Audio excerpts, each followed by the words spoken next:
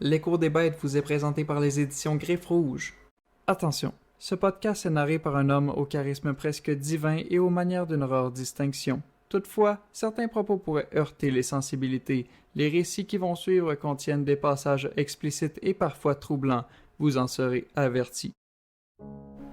Bonjour à tous et bienvenue dans l'Écho des bêtes avec Sean Parsons, le podcast sur les petites créatures qui hantent nos rêves, nos légendes, nos garde-robes ainsi que le dessous de notre lit. Aujourd'hui, j'annonce avec une grande tristesse que l'aventure L'Écho des bêtes prend malheureusement fin. Ça aurait été 6 épisodes emplis de passion et de pure joie. J'en ai la larme au cœur juste à vous l'annoncer. Bon, quand je parle de fin, je veux juste dire qu'il s'agit du dernier épisode de la saison.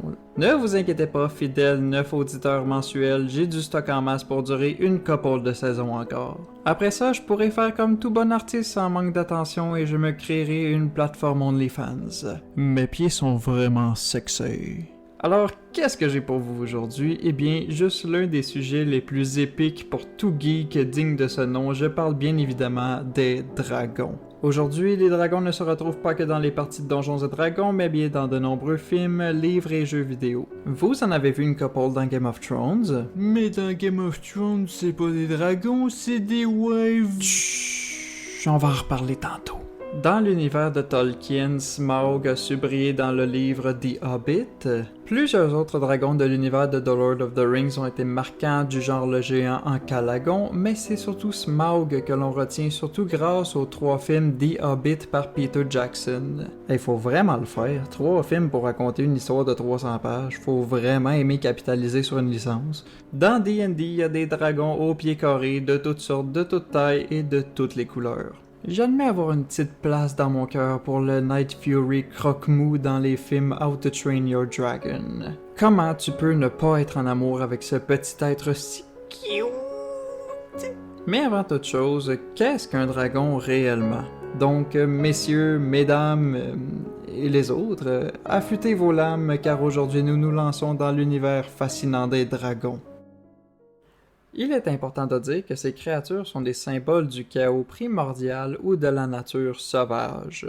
Ce ne sont pas simplement des belles créatures, mais bien pour certains, l'incarnation du mal absolu. Dans les récits anciens, on peut compter de nombreux dragons qui ont grandement inspiré les légendes que l'on connaît aujourd'hui. Parmi eux, on peut mentionner Apep, l'ennemi de Ré, le dieu du soleil en ancienne Égypte. Les combats entre Ré et Apep sont des récits fondamentaux de la mythologie égyptienne. Ce serpent gigantesque, qui a l'allure de lacets mêlés entre eux quand tu cherches Apep sur Google, incarnait le chaos absolu. Sinon, en Mésopotamie, il existait une créature du nom de Mushussu apparaissant au 3e millénaire avant Jésus-Christ. Ce dragon, avec d'énormes guillemets, est souvent représenté sur la porte d'Ishtar à Babylone avec des pattes de lion, des griffes d'aigle et un corps de serpent. Sinon, pour faire quelques références à l'univers de Donjons et Dragons, je tenais à placer la fameuse Tiamat. Dans D&D, il s'agit d'une déesse à 5 têtes où chacune correspond à une couleur de dragon chromatique, rouge, verte, bleue, noire et blanche. Dans les mythes originaux babyloniens, Tiamat ne ressemble pas du tout à ça en fait. Il s'agit toujours d'une déesse primordiale, se concentrant plutôt sur les eaux salées dans cette version. Tiamat était en couple avec Apsu, une autre divinité des eaux, et tous deux sont à l'origine d'une famille de dieux avec lesquels ils ont fini par entrer en guerre. La déesse fut tuée par Marduk, le dieu principal de la cité de Babylone, et de son corps il créa l'univers. L'affaire, c'est qu'il n'y a rien de clair concernant l'apparence physique de Tiamat. Parfois, elle est décrite comme une créature ressemblant vaguement à un serpent ou un dragon, mais ça arrive qu'on la représente sous la forme d'une femme ou d'une étendue d'eau. Sur les premières photos qu'on voit d'elle en tapant son nom sur les internets, on semble reconnaître le dieu Marduk affrontant sa maman. Mais cette dernière ressemble plus à un griffon que d'autres choses.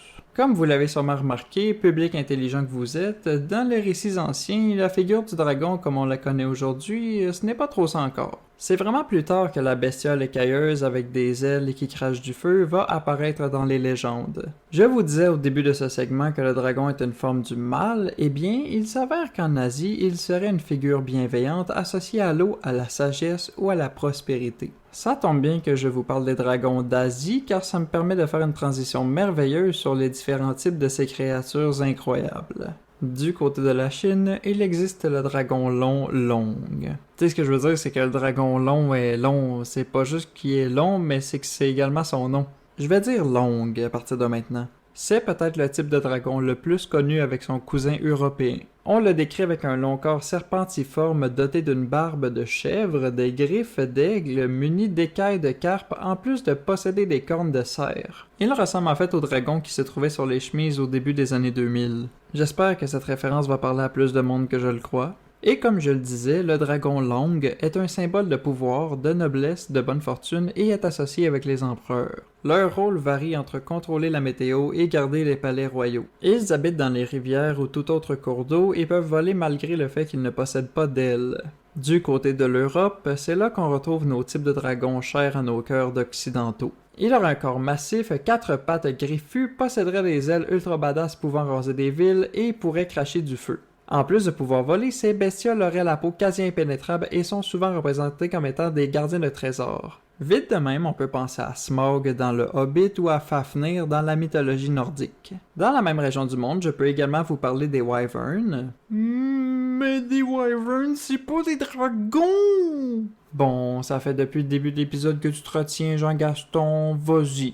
Illumine-moi de ton savoir. Pourquoi est-ce que les Wyverns ne seraient pas des dragons? Ben là, des dragons ça a 4 pattes, puis les Wyverns ça a 2 pattes. Tu ne peux donc pas l'appeler dragon, je l'ai vu sur TikTok. Ok, donc j'imagine que le Long non plus, c'est pas un dragon avec ses écailles de poisson, sa barbe de bouc puis ses cornes de cerf. Regarde bien, et je m'adresse à tout public d'internet, une Wyvern a des écailles, a des ailes et a une face de gros lézard avec plein de beaux crocs bien pointus. Tu y enlèves 2 pattes pis c'est plus un dragon? Mais... je l'ai vu sur TikTok. Pauvre petite brebis égarée. En Afrique et en Haïti, il existe un légendaire serpent arc-en-ciel du nom de Aïda Wedo. Il serait connu pour soutenir la terre et les cieux sur son dos. Quelque chose de très surprenant par rapport à cette bête unique est le fait qu'elle possède une double personnalité. L'une des deux parties, la rouge, serait mâle, tandis que sa partie bleue serait femelle. Chez les peuples aztèques et toltèques au Mexique, on décrivait un dragon au nom semblable à Tornado qui a une grande difficulté à partir l'hiver. Je parle bien évidemment du le Quetzalcoatl, ou tout simplement le serpent à plumes. Merci beaucoup la traduction. Ces plumes sont d'ailleurs multicolores comme notre ami le Aïda Wedo d'Afrique.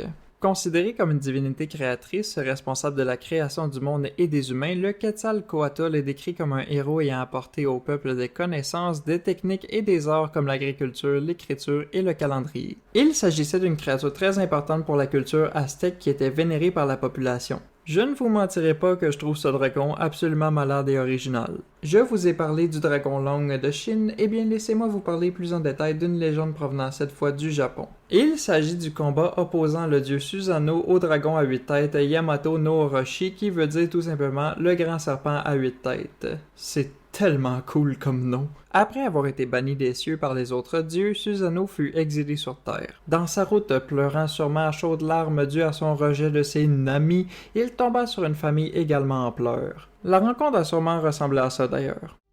Oh, que ma vie est terrible! J'ai l'impression que le ciel s'acharne sur mon existence. J'ai été banni pour mes fautes et je dois en payer le prix. Quelle injustice!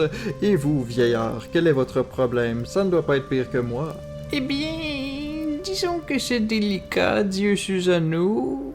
J'écoute, mortel. Disons qu'un dragon vraiment méchant du nom trop cool de Yamato no Orochi mange l'une de nos 8 filles à chaque année par cruauté. Et disons que sur nos 8 filles, il n'en reste qu'une encore vivante, mais c'est sûr que c'est moins pire que votre situation.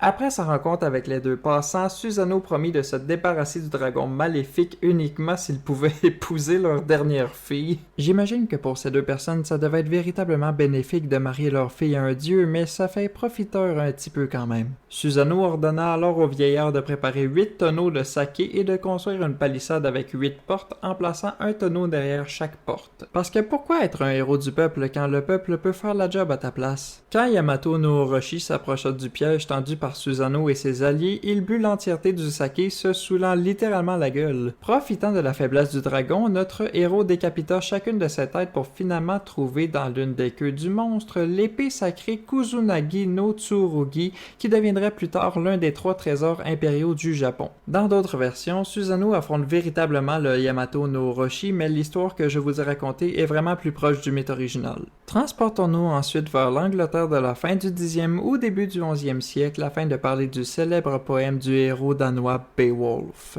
Son épopée est divisée en 3 grandes parties. Dans la première, Beowulf affronte un démon du nom de Grendel, descendant de Caïn, le premier meurtrier de l'humanité, qui a pour mauvaise habitude de bouffer les guerriers dans le grand hall du roi Hrothgar. Étant donné qu'il n'aime pas la façon de procéder de Grendel, Beowulf décide de rentrer dans le hall à Éoroth afin de péter la gueule du vilain monsieur à main nue. Après s'être fait ensuite arracher le bras par Beowulf, Grendel réalise que le monsieur est plus malade que lui et s'enfuit dans son repère avant de mourir. La nuit suivante, dans la deuxième partie du poème, la moment du démon enlève l'un des conseillers de Hrothgar, ce qui met Beowulf en beau sifflet et va lui casser la gueule à son tour. Voyant que leur nouveau héros est plutôt badass, la population fait de lui leur roi qui régnera pendant plus de 50 ans. Dans la troisième partie du poème épique, un dragon endormi gardant un immense trésor est réveillé par un malotru désirant voler une coupe. Oui, exactement comme dans le Hobbit. La bête, elle aussi en beau tabar de corps, finit par sacrer le feu au royaume de Beowulf. C'est alors que le vieux roi s'écria « Tu penses vraiment me faire peur, sale créature? Viens ici que je t'écorche et que je fais de ta peau une sacoche. » Majesté, est-il vraiment sage et nécessaire pour vous de prendre part aux affrontements? Il s'agit quand même d'un dragon et vous êtes vieux. Ferme ta gueule et qu'on m'apporte mes armes. J'ai une bête à achever. Et c'est ce qu'il a fait, en partie du moins. Accompagné d'une douzaine de ses plus fidèles guerriers, il entra dans l'antre du dragon. Après avoir senti le souffle ardent du monstre, 11 d'entre eux s'enfuirent, laissant le vieux Beowulf affronter un fucking dragon, aidé par un jeune guerrier du nom de Wiglaf. Durant leur affrontement, le dragon mord Beowulf au cou, lui injectant un poison mortel. Wiglaf profite alors de cet instant afin de poignarder le dragon dans le ventre, ce qui permet au roi de lui donner le coup de grâce par la suite. En mourant, le vieux guerrier tenait à voir l'énorme trésor qui serait distribué à son peuple. Remerciant les cieux, il s'éteignit. Le poème se termine par les funérailles du roi ainsi que par la construction du tumulus qui célèbre la vie et la mort d'un grand héros. Maudit que c'est beau. Bon, une petite dernière pour la route.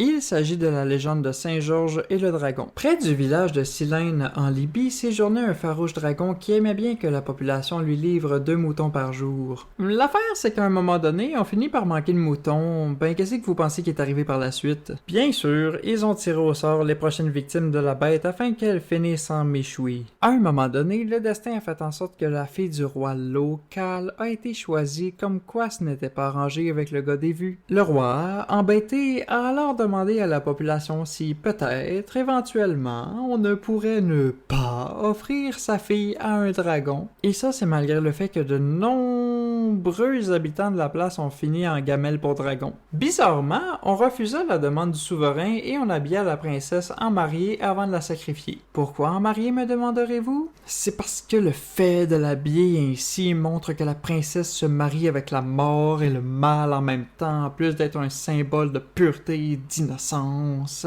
Ça contraste avec la représentation du malin qu'est le dragon. C'est si n'importe quoi. Mais avant que la princesse puisse se marier avec le dragon, un preux chevalier du nom de Saint-Georges débarqua. L'homme vit la fille du roi en pleurs et décida de lui venir en aide. La princesse le supplia de fuir pour ne pas mourir à son tour, mais c'était une erreur que de sous-estimer Saint-Georges. Car il est beau, il est fier, il se couche tôt, il fait 60 minutes d'activité physique par jour et plus important encore, il est chrétien. Après s'être rendu dans l'antre du dragon, ce dernier émergea des eaux, laissant le temps à notre preux sauveur de faire le signe de la croix. Avec adresse et finesse, Saint-Georges chargea la bête et la blessa à l'aide de sa lance. Quel homme! Il demanda ensuite à la princesse d'attacher sa ceinture au cou du dragon qui devient soudainement docile. L'homme profita de l'occasion afin d'emporter sa prise jusqu'au village. Tout le monde est bien entendu super impressionné. Les filles garochent leur soutien-gorge et les hommes demandent des autographes et c'est à ce moment que Saint-Georges leur annonce Bons habitants de Silène, je serais honoré de pourfendre cet envoyé des enfers à la condition que vous vous convertissiez tous au christianisme. D'accord, mais si on refuse, qu'allez-vous faire? Mais rien du tout, voyons! Acceptez, maudits hérétiques, ou je relâche cette satanée bête sur vos terres. Je ne vois pas pourquoi nous n'accepterions pas. Vous êtes tellement bons et beaux. Super! Allons tous dans la rivière qu'on se baptise entre nous. Devant l'enthousiasme des habitants de Silène à se convertir, le chevalier tua le dragon d'un coup d'épée, libérant ainsi la population d'un mal maléfique pas gentil. Maudit que c'est beau! Ah, s'il y a bien un mythe ou une créature qui, peu importe les époques, arrive à nous faire rêver, c'est bien le dragon. J'espère que ces 6 premiers épisodes de ce podcast vous ont plu autant que j'ai eu du plaisir à travailler dessus. Bien entendu, il faudra attendre avec impatience la venue de la saison 2, mais restez à l'affût car elle peut pointer le bout de son nez bien plus vite qu'on le pense. Ou pas, c'est selon ma motivation. Merci à tous d'avoir écouté cette émission et d'ici la prochaine fois, une petite dernière avant de se quitter, dites-vous une chose. Lorsque la nuit tombe et qu'un ciel aussi obscur que la toge de la mort se dévoile, craignez l'approche de l'écho des bêtes. Je me nomme Sean Parsons et on se retrouve une autre fois dans un prochain podcast. Vous pouvez retrouver chaque épisode de ce podcast sur vos plateformes préférées ainsi que sur ma page YouTube Sean W. Parsons. N'hésitez pas à y jeter un petit coup d'œil.